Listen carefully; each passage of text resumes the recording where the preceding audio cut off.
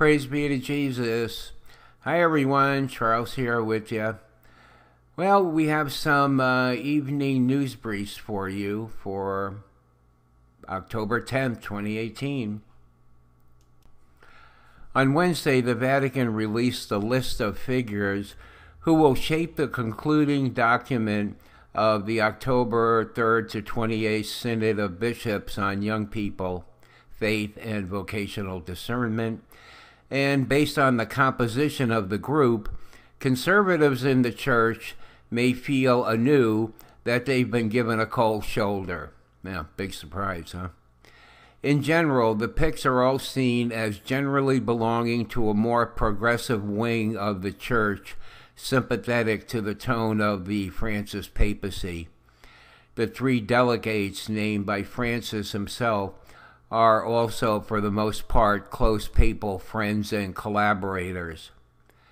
So, like the deck is stacked again, there's nothing new here. But yesterday, I read a story. It says, stop the gossip and just trust us, And, and then you have stories like this, or, constantly day after day, where you question, how can you really trust any of these guys?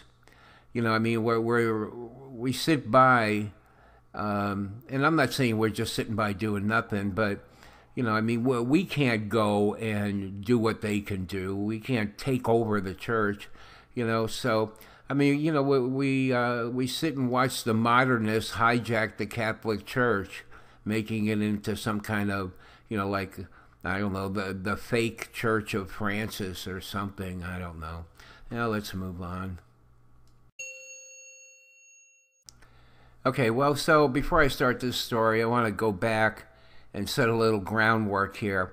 If you remember about a month ago when there was a lot of pressure on Cardinal Wuerl to resign and whatever, Michael Voris of Church Militant, who's a very solid and honest, trustworthy, knowledgeable person who checks his sources. He was really speaking up at this time. And he came out with a story that that the Vatican had made arrangements for Cardinal Wuerl to leave the country because his arrest was certain by federal authorities, I think it was. At the time, it seemed to make sense, but as time went on, this didn't happen. Now, I remember thinking, and I brought up in another video, what I was thinking, which is, this is a civil war in the church, and the first casualty of a war is the truth.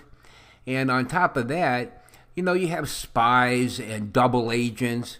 So I was wondering if someone who Michael Voris trusted actually fed him bad information to make him look foolish, to get him off of the back of the Vatican about all this, off the back of Cardinal Wuerl. So Michael Voris did address this, but I think what he said was that he didn't give a date when this would happen. But it could be. Who knows? Maybe the Vatican had bad information, and they were fed information that Cardinal Wuerl was going to be arrested, and this really wasn't the case. And who knows what goes on, behind closed doors. So anyway, so now we have this story here. All right. So Michael Voris and Church Militant just put up a video, but I'm going to read to you part of the transcript from the video. This is like a special report thing now, okay? All right. Church Militant has learned that anti-Vigano forces in the Vatican are rigging the upcoming papal investigation into the McCarrick situation in an effort to shield the homosexual network in the Vatican. The plan is to release a final report shifting as much blame as possible for McCarrick's rise to power onto Pope St. John Paul II.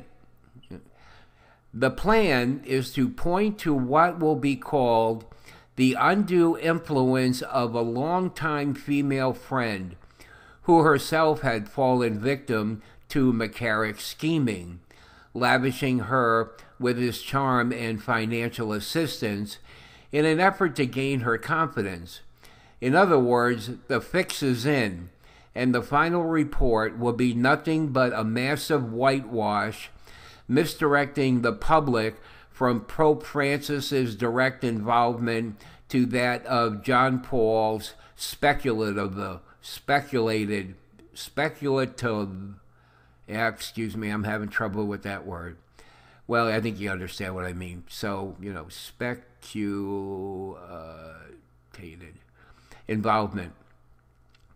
All right, so, now here's like another big story, and the fix is in, and, we'll just have to see what happens, about this. So, let's not,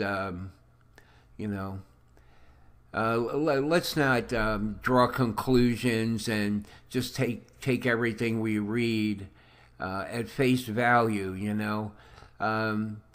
There's distortion because there's emotion, and beliefs, and we see ourselves as defending ourselves against the modernists and the homosexual network that wants to destroy the Catholic faith.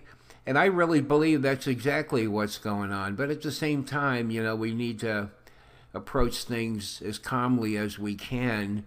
And, so, we can't let this upset our lives to where we're so worried we cut our prayer time in half or something. That's nothing constructive. So, let's just try to stay calm. I know sometimes I don't sound very calm, and it's because I'm not, but, it's because I do this all day long. So somebody's got to be all geared up and doing all this kind of stuff day in and day out. All right, well, we're going to move on to the next thing. All right, so we just have a little story here from Edward Penton, Vatican reporter for the National Catholic Register. So he tweeted this. Addressing the Seventh General Congregation this morning, Bishop Jean Cockerels, auxiliary of Mechelen, Brussels, Belgium, proposed to Synod 2018 that married priests should be considered. The proposal was apparently greeted with a soft gasp by some in the Synod Hall. Well, in the last few years, we've really heard a lot about married priests, and I think there's reason behind that. The way to get people not up in arms or become more welcoming to an idea is that if they hear about the idea over a period of time, somehow it seems to soften the blow.